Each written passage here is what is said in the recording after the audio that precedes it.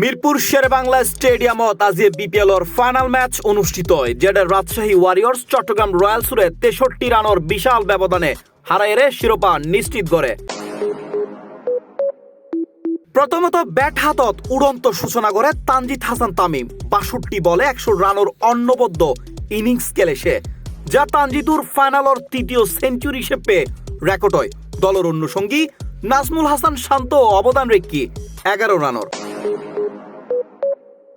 তবে চট্টগ্রামের শুরুত ব্যাটিং উচ্চাপ পরে দলীয় 18 রানে দুয়া ব্যাটার সাজকরত ফিরে।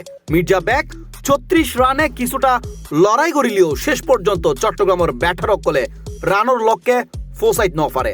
রাজশাহীর বাহাতি পেসার বিনুরা ফার্নান্দো সর্বোচ্চ 4 উইকেট লয় আর হাসান মুরাদ লই 3 wicket.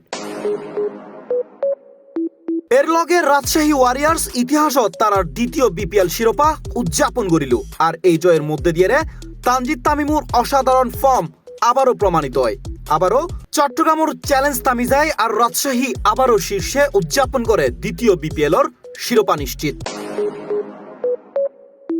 C plus TV, Chittagong.